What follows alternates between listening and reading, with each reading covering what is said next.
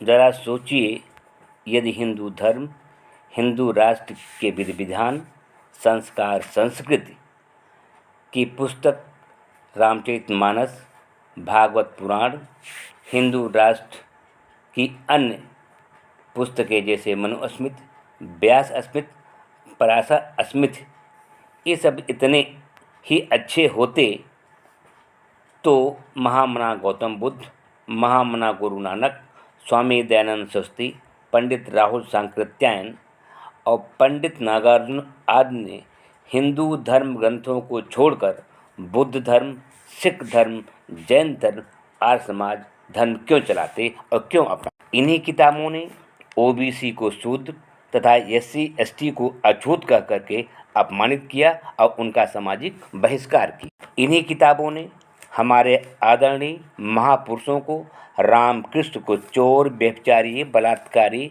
अपनी बहन बेटियों का कुकर्मी कहकर चरित्र हनन किया। लेकिन उसके बाद भी हमारे महापुरुष हम सब जो है राम और कृष्ण और ब्रह्मा विष्णु को अपना देवता मानते रहे। तुलसीदास, व्यास और वाल्मीकि ने सब कुछ किया लेकिन जो है कुछ बिगाड़ नहीं पाए। हिंदुओं के इन महापुरुषों ब्रह्मा, विष्णु, महेश, राम, कृष्ण का चरित्र हनन करने के कारण स्वामी दयानंद सरस्वती ने, पंडित राहुल सांकृत्यायन ने, महामना गुरु नानक आदि ने इन पुस्तकों को पढ़ने योग्य नहीं कहा। विष संपृक्ता अन्न त्याज्य कहा। जैसे विष से मिला हुआ अन्न खाने योग्य नहीं होता है, वैसे रामचरितमानस, रामायण, पुराण, स्मृतियाँ ये सब पढ़ने योग्य पुस्तक ही नहीं। इसीलिए डॉक्टर अंबेडकर ने हिंदू धर्म ग्रंथों को बारूद की ढेर से उड़ा देने की शिक्षा दी। शिक्षा ही नहीं बल्कि 25 दिसंबर 1927 को मनुस्मृति को जलाया भी। भीमराव अंबेडकर ने ब्रह्मा, विष्णु, महेश, राम, कृष्ण आदि देवी देवताओं का पूजा पाठ, व्रत न करने की प्रतिज्ञा इसीलिए ली कि अगर लोग इनको जो है अपना इष्ट, अपना आदर्श मानते रहेंगे तो उनके चरित्र का जो है अनुपालन करेंगे तो पूरा समाज जो है चरित्रहीन और पथभ्रष्ट हो जाएगा। इसलिए जो है डॉक्टर अंबेडकर ने ब्रह्मा, विष्णु, महेश, राम, कृष्ण आदि देवी देवताओं को न मानने की सलाह दी। पहले तो यह जानिए कि शूद्र किसे कहा गया। ब्राह्मण, क्षत्रिय, वैश्य और शूद्र 4 वर्ण बनाए गए। ब्राह्मण का काम पठन पाठन और क्षत्रिय के काम जो है रक्षा करना और वैश्य के काम जो है व्यापार करना। बाकी जो कौमें बचती हैं उनको शूद्र कहा गया। लेकिन हमारे कुछ लोग ऐसे हैं जो कहते हैं कि शूद्र हम नहीं, शूद्र तो जो है SC, ST के लोग हैं। लेकिन उनको सोचना चाहिए कि जिन लोगों को सवर्णों का या ब्राह्मण, क्षत्रिय, वैश्यों के घर और उनके बर्तन, उनके कपड़े, उनके खाने पीने, उनकी रसोई को छूने का अधिकार नहीं है तो वो कैसे सेवा कर सकते हैं। इसका मतलब सीधा सीधा था कि OBC को ही शूद्र कहा गया, जिसे आज तथाकथित हम लोग जो है शादी ब्याह में प्रजा कहते हैं, उन्हें ही शूद्र बनाया गया। उसके बाद भी लोग समझते नहीं, अब भी जो है SC, ST को वो शूद्र कहते हैं। क्यों? क्या आप 5 किलो राशन और 500 रुपया प्रतिमाह किसान निधि के लिए पुनः 200 वर्षों से के पूर्व चली आ रही पुराने संस्कार, संस्कृत परंपरा जैसे बाल विवाह, सती प्रथा, विधवा विवाह पर रोक, देवदासी प्रथा, नरबलि, चरक पूजा, गंगा प्रवाह, हरिबोल, काशी करवट, चोरी टैक्स तथा पुरोहितों से अपनी बहन बेटियों का शुद्धिकरण संस्कार, यानी शादी हो जाने के बाद लड़की अपने पति के घर न जाकर 3 दिन किसी वेद शास्त्र के ज्ञाता के घर रहकर जो है सुहाग रात मनाएगी।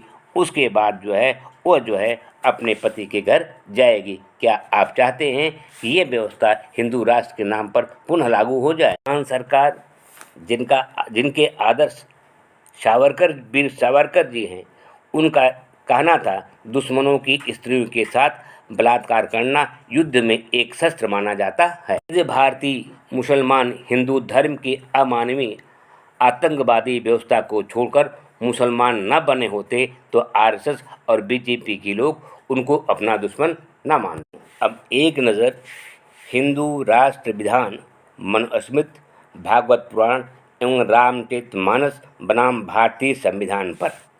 भारतीय संविधान बिना किसी धर्म, जात, लिंग और क्षेत्र के भेदभाव के सबको पढ़ने लिखने, संपत्ति रखने, कोई भी व्यवसाय करने, अच्छा नाम, मान सम्मान, इज्जत पाने का अधिकार देता है। लेकिन हिंदू राष्ट्र का विधान कहता है कि नहीं, ये सब अधिकार सिर्फ ब्राह्मण, क्षत्रिय और वैश्य को हैं, ओबीसी एससी को नहीं। राष्ट्र का विधान मनुस्मृति की अध्याय 1/31, 2/31, 2/45, 46, 155, 4/215, 216, 218, 222, 5/131, 7/85, 8/270 से 283, 379, 5/92, 10/129, 11/15। देखिए इसको अर्थ सहित पढ़िए, आपको पता लग जाएगा कि हिंदू राष्ट्र का क्या विधान है। देखिए रामचरितमानस, सुंदरकांड, समुद्र से मार्ग मांगने का प्रसंग, अरण्य कांड, अत्रि ऋषि की पत्नी द्वारा सीता को उपदेश, उत्तरकांड में कलयुग का वर्णन तथा भक्ति वर्णन, अयोध्या कांड में भरत निषाद का मिलाप, जिसमें अहिर, तेली, कुम्हार, सुपच, किरात, कलवार, केवट जाति को महापापी, अधम, नीच और कुजाति बताया गया है।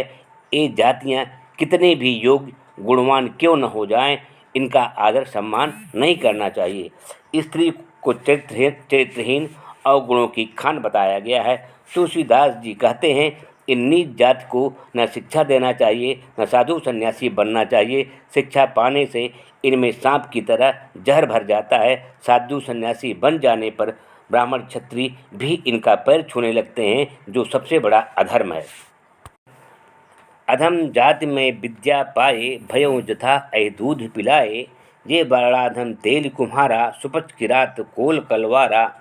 आभिर यवन किरात खल, सुपच आदि अघरूप जे।